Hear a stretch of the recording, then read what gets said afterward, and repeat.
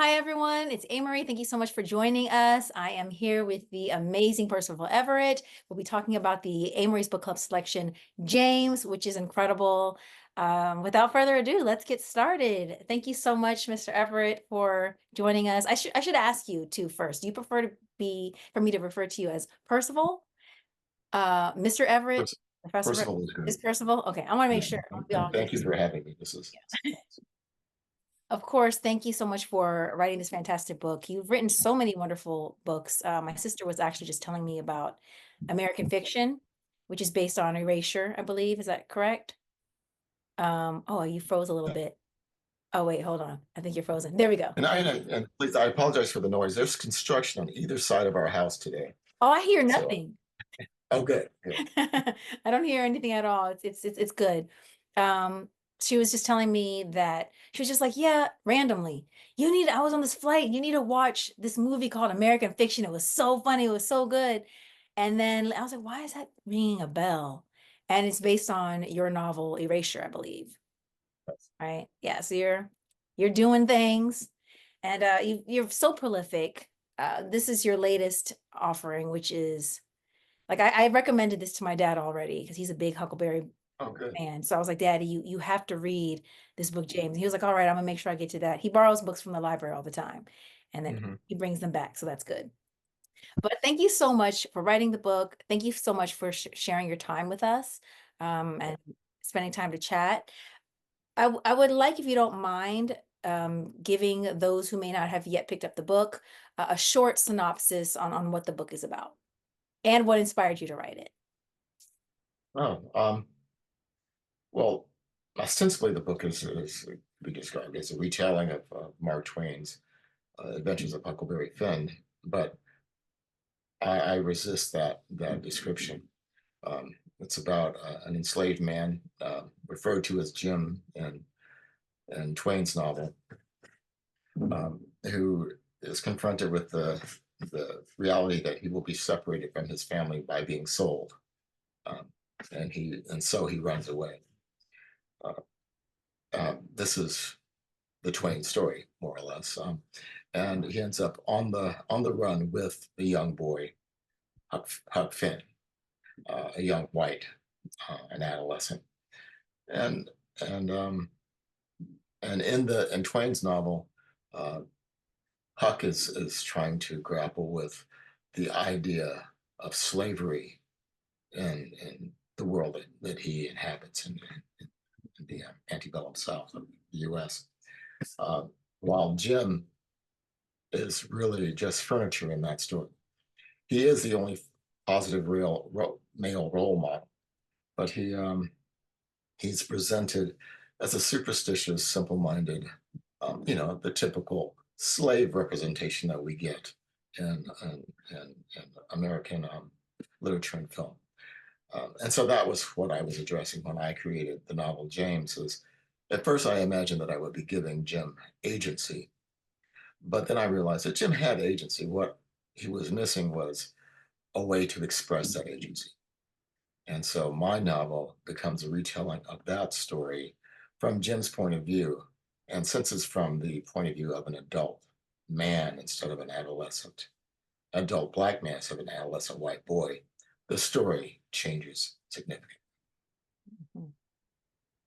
It is so fascinating when I reached the thing that you changed, and I debated whether or not I wanted to share with those who have yet to read the book the thing that you changed a few things, but one of the biggest things that just fundamentally changed the story. Is it okay if I tell people that now? I feel Yeah, like it's kind of a spoiler, but is it spoiler? What? yeah, I don't know. Yeah, Because um, you do encounter it like in the beginning, like the mhm. first few pages, which is why I mentioned in the video. Because normally I Oh, would like you're talking about the language thing. their language. Oh, I thought you were talking about The other thing, another thing. yeah, no, yeah, that's not till later. Okay. That Yeah, definitely the changes. language thing is not a spoiler. Okay. Okay. Yeah. The other thing is definitely you guys have to read it to see. You guys aren't going to know what we're talking about until you read the book. But the language, changing the language, can you explain to us what what that is, first of all? I'll let you explain. It's better coming from you. What you did with the language and why you did it that way, because it's not just James. There are pretty much almost everyone, I felt, with the exception of, I want to say one of the characters toward the end, Brock, but even with him, it was still put on. He was still Mhm. in that dialect. Can you explain what you did with the language? Um, well, it's a feature of human beings that when we are oppressed, enslaved, or imprisoned, we find ways to talk to each other that don't allow entry by our enemies. A private language, a Mhm. coded language. In my novel, Standard English becomes that language that enslaved people use to talk to each other when not in the presence of their oppressors, the white oppressors. When in their presence, they adopt uh, what they call a slave filter and speak in a way that they're expected to speak, and it keeps them safe in the world. It Mhm. also shields them from it keeps them their own lives private. Um, and so, and who knows how that private language might have sounded. I use standard English in my novel, but it could have been anything. All I know is if I had been dumped into that world, I wouldn't have understood what they were saying to each other. It's a language that people develop, cultivate. It would be complex and complicated, and it would again provide them uh, a means of communicating with each other. But that's not how they go into the world where they have to worry about expectations and appearances. I admit that I felt foolish for not having considered this before. That there may have been that there may actually be truth in this as far as like a language, whatever that actually sounded like. Um, in your research, I don't know how much research you did, or if this was more like empathy and just like understanding what, putting yourself in their shoes. Did you come across anything that made you think that there was like they gave hint to this hidden language? I know people, we've learned a little about patois, for instance. I think everyone's talked about that. Maybe in history class, we might have mentioned how the enslaved had patois, but that's something that is known more broadly, I think. Was there something in your research that demonstrated this kind of? Oh, it's just what we do. We even do it within families. We Mhm, have ways of talking that don't that we're talking about something and other people don't know. mhm, Obviously, to a much lesser extent, and it's not for our safety that we do it, but we do it. Um, uh, there's a recording of that was made by the writers project during the New Deal in the 30s of you say it one more the time, you cut out a some little. It cut out. blasphemy. Oh, I see. Of the during the New Deal, the Writers Project was when people went around recording folk songs and people talking stories. And there's a recording that I heard a couple of years ago of people who had been slaves. You know, that we're that generation is gone. We don't have any. But then yeah, we're not separated from slavery all that much. I my great grandmother at one time in her life was a slave. So that's how close we are to the institution of slavery. Um, but the recording of these people who at one time been slaves, they sound like we sound. They don't have a dialect or a hint of a dialect that would suggest the stereotypic voice of an enslaved person that we get in movies, Gone with the Wind, that kind of thing. Um, Mhm. they they they just speak, and it's really striking to hear them. Wow. I can imagine that, just the way that, say, a colorized photo can sometimes make a past event feel a little more real than a black and white photo. Mhm. I can imagine that to our modern ears, there's more of humanization because there's understanding. Language is all about communication and understanding. So when you don't have that filter, you feel almost like you could be talking to somebody now sitting next to you, I imagine. Yes. Language is amazing. I mean, that fact that I can make these sounds I utter these syllables, which say to someone from another planet would just be gibberish. But you can understand what I'm trying to convey to you. That's an amazing thing. Mhm, And it's remarkable. It's magical, um, mm, and it is essentially what makes us human. mhm, mhm. Although now they're saying animals do have this language. I've seen, I'm I've never sure they do. gone deep into it. Yeah, they can like hook up a computer or something, and they were listening to like the guttural sounds of like different primates and even like Mhm. whales, and they could see the patterns. So they could the computer would record these sounds, and then you could actually hear what they're saying. And they could even do that with chimpanzees, I believe, where they can communicate and ask for like the banana versus that, and in their sounds, and then it's kind of like translating. It's just really, it really is amazing, like that whole communication, but it's all frequency. So everything, the Now, if we universe. could only do that with MAGA people, we'd be okay. Huh? Now, if we could only do that with MAGA people, we'd be okay. Oh no, see, I don't know any MAGA people exactly. I know some Trump voters. It's horrible. But they, oh gosh, that's a whole other thing. That's a whole other thing, first of all. I was gonna say too that we aren't really removed. It's when you're talking about the enslaved, my grandma was born in like 1931. She's passed since Mhm. passed. But I think about even like my dad, for instance, we had Jim Crow South. Now, my dad was born in the South, and then they moved up when he was still a baby to Philadelphia.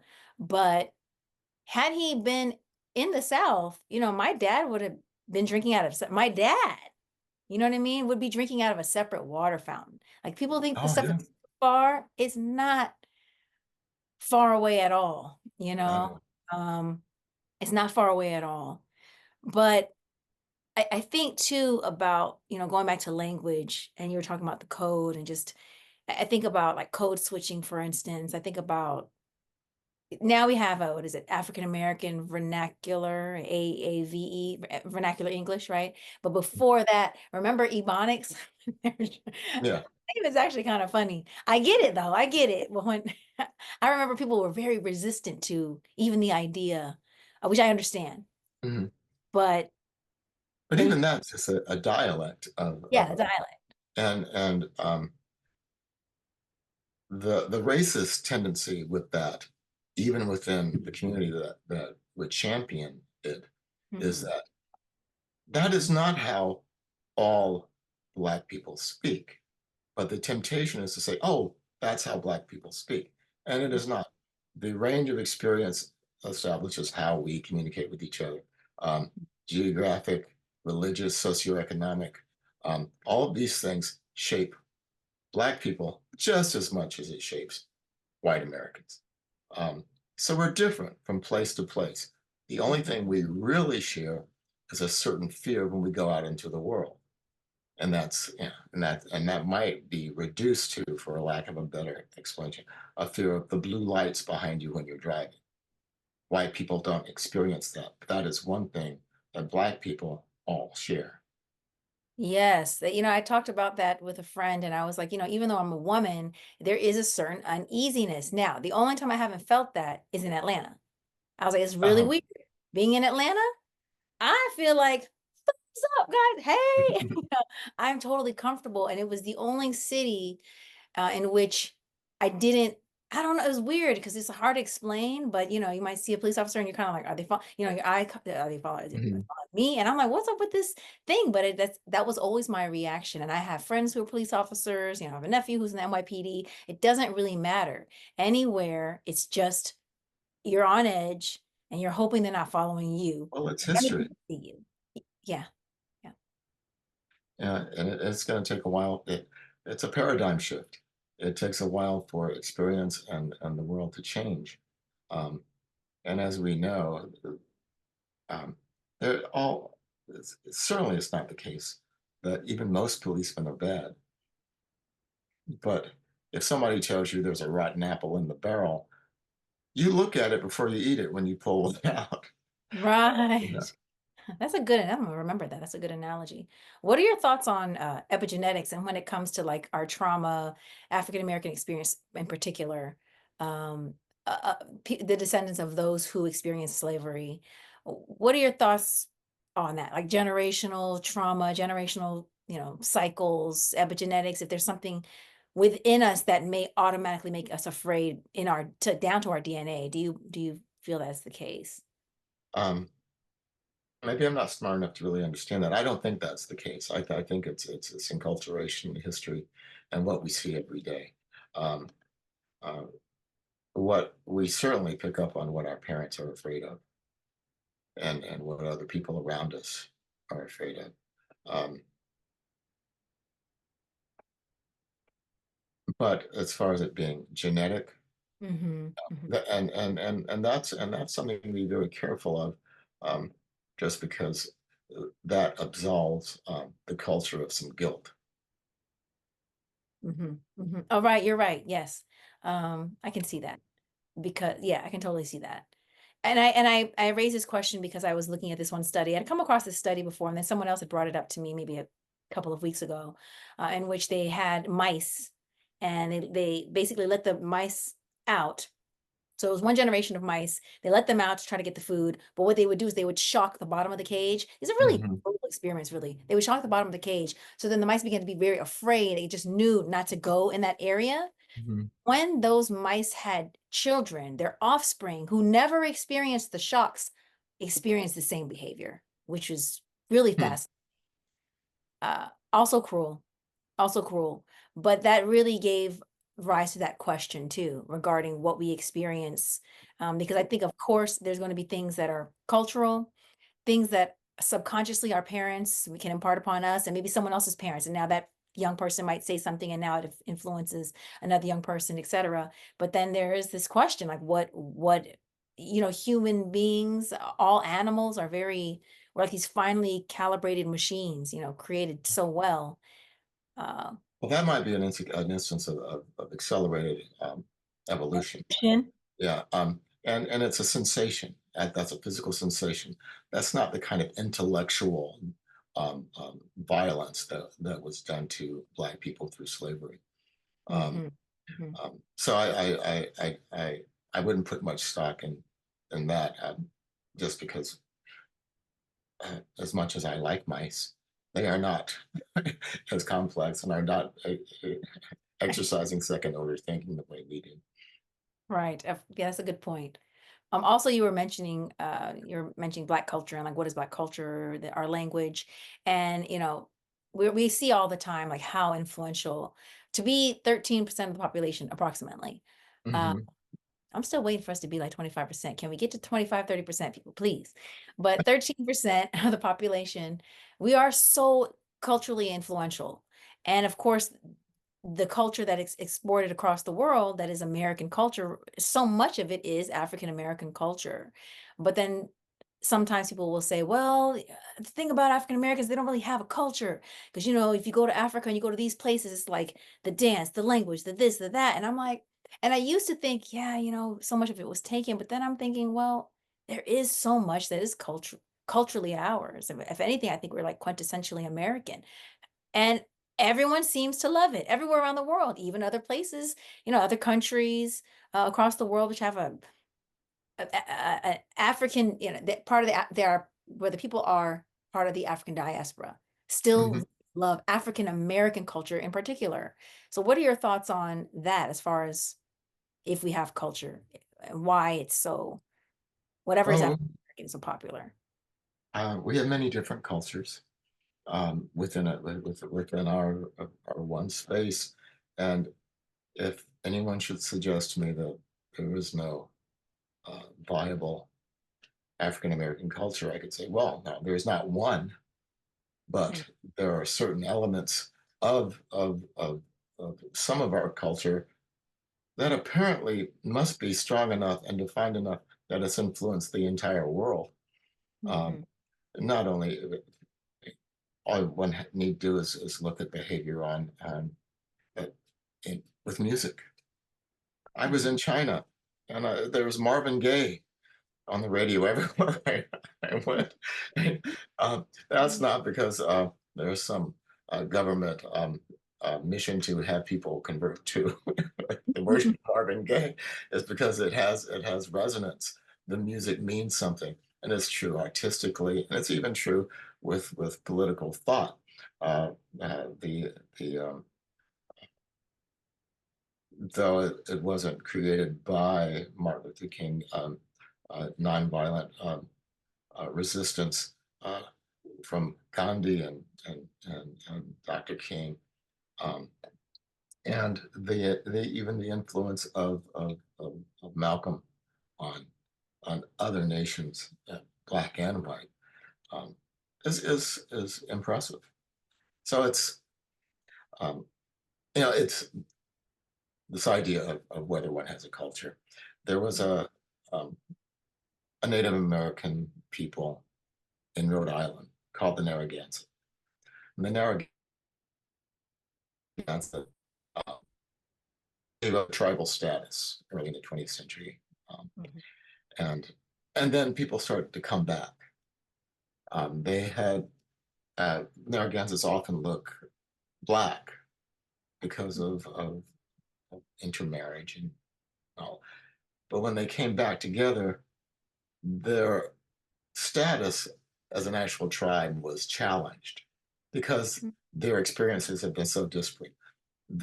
Instead of having a Narragansett say beadwork, it would be from the Lakota because Narragansetts had gone there and then come back, and so they had pieces of other peoples that they brought back to Rhode Mm. Island, and so they had to fight, and they have tribal status again. But this whole talk of authenticity that we participate in this country is so often damaging instead of embracing that. What is authenticity? It's just truthfulness. It's what it should be instead of being something that makes us feel like we belong to the cliche or defined notion of what we are. That actually, that's very poignant, and I completely agree. But that is actually what some of the patriots tend to say, and I don't use that word. I shouldn't use it as a euphemism, actually. But sometimes MAGA people are, that's their point, disregarding a lot of the other things. But if let's to get off of them and go more towards Mhm. people who are more like, I consider myself a patriot, a conservative patriot. Okay.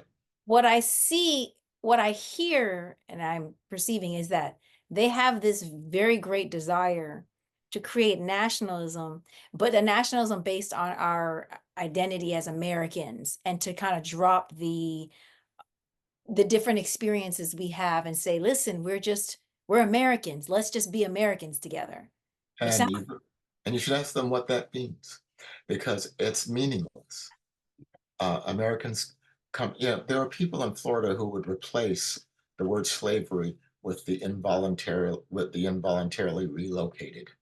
Um, I know. it's That's clear that's history. when conservatives start getting into the things they don't like about what liberals do. It's like he's trying to create these like word salads. It's like Well, slavery. yeah, and it's completely without thought, and it's an attempt to erase difference. No one in their right mind wants to erase the difference between people. What we want Mhm, to erase is difference creating inequality. mhm. Um, um, we are different. If somebody came and robbed me, one of my descriptors would be what they looked like, what color they were. Mhm. Of course, it would be. If it was Mhm. a white person, he looks different from me, and I would tell the police this is what he looks like. That would be Right, stupid not to. right. Um, am I afraid because a white person walks up to me the next day? Well, no. Um, we are different. We need to embrace the fact that we are different. To acknowledge it is not to create a difference. Um, this whole idea that this is a great country Mhm. makes no sense to me. What does Interesting. that mean? Yeah. What does it mean to the rest of the world that I would get up and say, this is the greatest country on the planet? What position, if you walked into a room and said to everyone, I'm so much better than you are, what dynamic would you have established? And what would you mean? I can run faster, I'm smarter, I'm better looking. what would you be saying? It's vacuous, it's simple-minded, Mhm. it's it's an invidious comparison that can only lead to division. I would be happy if people said, "Yeah, we're in the top 10." I still wouldn't know what that means. Right, because it's And I still a would little. much rather people say, "We strive to be one of the best countries on the planet." I think then it's just like, well, what does that mean? Like you said, like what is one of the best mean? Like best places to live for safety, best places to live for Exactly. freedom, best place to live for upward mobility. But then I've gone down this little rabbit hole of this line of thinking, everything we're talking about right now, and then it often brings me down to nationalism and its purpose and place and what that is. Because the thing about it, and I was having this discussion with friends once, and I was like, listen, when people are trying to quash this and we're like, we don't want to talk about those terrible things in the past, it's because what they're trying to do is trying to create this nationalism, this story. Every country needs a myth, something to believe in. You need glue. I'm not talking about what's moral or right or wrong, but civilians or citizens rather need glue to say we are a we, and which means they are a they. But how can you have a we if your story is so horrible? But then it's like, well, what do you choose to do? You just say our story is horrible and this is this. But if you're going to have nationalism, you must have a myth. You must have, whether it's true or not, doesn't matter. You have to have a myth. People have to believe in it, become very emotional about it, and it is what it is. And then it's And like, you so you don't gotta have have nationalism or and you nation. don't have to have that. That's how you end up with Nazis. Yeah, like You don't have to believe that the place you're from is better than any place else. What would be wonderful is if we thought that we could make a place that's desirable, Mm-hmm. that we Mm-hmm. can make a place where people are comfortable, smarter every year, better every year, live together safely. That's what we should want. Now I'm But gonna even ask you. to want something better than what other people have, it's kind of, I don't want to live better than my neighbors. I want us all to live well. But don't there has to be a we? Like, that's my question is like, let's just say even if everyone's like, "Well, we don't have to be better than the other people, but we have to be we." It's like in order for us to feel like we're a we, I have to have something in common with you, who has to have something in common with that Yeah, person, and that's taking care of each other. which I We live together. do we need That's I the guess I'm we. asking, like, do you think, Percival, that we even need national boundaries or nations? Well, obviously, we have them, It and that creates a problem. And we have divisions between, you know, philosophical, religious, and boundary. I have dogs. Leashes are a problem. Mhm. Um, when people go to dog parks and let their dogs run, they run around and there are never any dog fights. Well, very seldom are there any dog fights. That was a tacting one. I just Yeah. wanna go see Oh, what was going on in there, that's oh no. But when people have leashes and they pull on their dogs, it creates tension that makes dogs want to go after each other. mm, Um, and that's just natural. And I don't mean natural as in it ought to be that way. That's just what dogs do. It's and we even know it from experience with each other. If somebody grabbed your arm, you would pull back. And what do you have? Conflict. mhm. But if somebody grabbed your arm and you just gave it to them, all of a sudden it changes the dynamic. Mhm. Yes, boundaries are a problem. We have them, we live with them. They're not going to go away, it seems, is what human beings have always done. I could never argue that there was going to be a world where people stop being human beings. There will always be hatred, there will always be lust, there will always be mistakes. Um, People will always sleep with the wrong people and get people mad, and we'll have wars. I would love to think that that would stop. People will steal land from each other, and they will steal resources because people have always done it, and people want things. That's the sadness. Mm. Um, can we get better? Apparently not. Um, but it Well, it's would makes be me say, nice. maybe. Well, and that maybe is important, and I would like to think we could, but we haven't demonstrated that that's the case so far. You said so many wise things, and I know it's almost time for you to go. I feel like you just got like a wealth of insight. Um, do you think would you consider yourself to be a pessimist or an optimist when it comes to human beings and where we can go, who we can become, or are we just like the same? It is what it is for thousands of years. This is what we do, and we don't change. Um, if we don't make a concerted effort to be smarter and more reasonable, then I would I then I'm a completely a pessimist. I mean, I could even say the glass is half full, um, and I can also say, but it's not enough to quench my thirst. No, it's when we look at history, we've always behaved badly, and we look at the present, and it continues. And the one thing that I would just want is for us to want to be smarter. Mhm. And doesn't mean being a being it just it doesn't mean knowing more. It means wanting to know more. Hmm.